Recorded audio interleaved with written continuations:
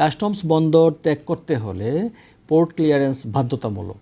বোঝাই করা হোক বা না হোক, কোনো জাহাজ ক্লিয়ারেন্স ছাড়া বন্দর ছাড়তে পারবে না। আসসালামু আলাইকুম প্রিয় দর্শক, কেমন আছেন আপনারা? আশা করি ভালো আছেন। কাস্টমস অ্যাক্ট 2023-এর ধারাবাহিক আলোচনার 14তম পর্বে আপনাদেরকে স্বাগত জানাচ্ছি। আমি Farhaduddin Ahmed, B advocate, appellate division, supreme court of Bangladesh. আপনি কি জানেন কোন জাহাজ বা যানবাহন কাস্টমস বন্দর ছাড়ার আগে কতটুকু গুরুত্বপূর্ণ নিয়ম মানতে হয়?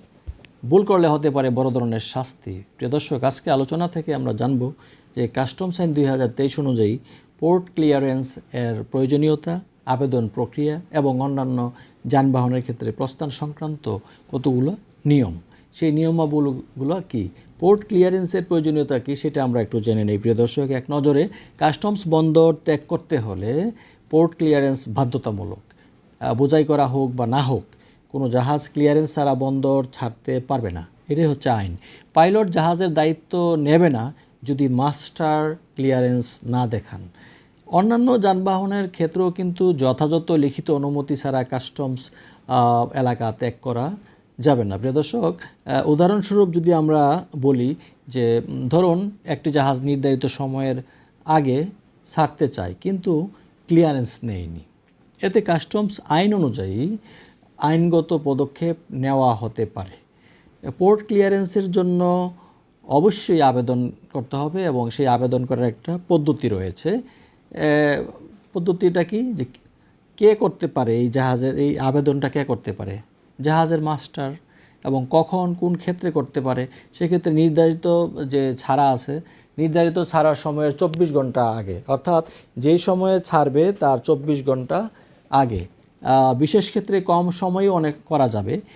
এখন প্রশ্ন আসতে পারে যে এটা কীভাবে এবং কার বরাবরে এই আবেদনটা করবে? কমিশনার অফ কাস্টমস বরাবরই আবেদন করতে হয়। নিবন্ধিত যে ব্যবহারকারী আছেন, তিনি ব্যবহারকারী হলে অনলাইনে আবেদন করবে, এটি স্বাক্ষরিত বলেই ধরা হবে তখন। আর যেটি হচ্ছে আবশ্যিক কী ডকুমেন্ট আছে, কী ধরনের ডকুমেন্টগুলো এসেনশিয়াল, যেমন রপ্তানি পণ্যের তালিকা সেটা দিতে হবে, 2 কপি রপ্তানি ম্যানিফেস্ট দিতে হবে, বিল অফ এক্সপোর্ট দিতে হবে। আরেকটা জিনিস মনে রাখতে হবে যে নিবন্ধিত যে ব্যবহারকারী আছে যদি তিনি হন, তাহলে সিস্টেমের মাধ্যমে কাজ দ্রুত হবে, সময় বাঁচবে। তাই অন্যান্য যানবাহনের জন্য প্রস্থান পদ্ধতি সম্পর্কে যদি আমরা একটু বলি, যে যানবাহনের ভারপ্রাপ্ত ব্যক্তি আবেদন করবেন। আর আবশ্যিক কাগজপত্র যেগুলো, সেগুলো হচ্ছে যেমন পণ্যের তালিকা, সেটা আমরা আগেও বলেছি যে 2 কপি রপ্তানি ম্যানিফেস্ট লাগবে, আর বিল অফ এক্সপোর্ট সেটা তো লাগবেই। আর কমিশনারের অধীন যে কর্মকর্তা আছে, সেই কর্মকর্তাকে দাখিল করতে হবে সেই বিষয়টা। আসলে প্রশ্নের যথাযথ উত্তর দিতে হবে।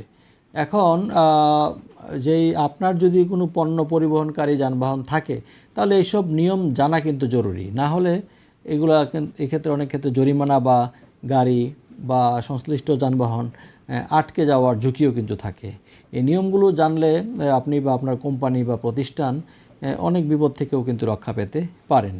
লাইসেন্সড ব্যবহারকারী হয়ে গেলে কিন্তু অনলাইনেই আপনি কাজ করতে পারবেন খুব সহজে।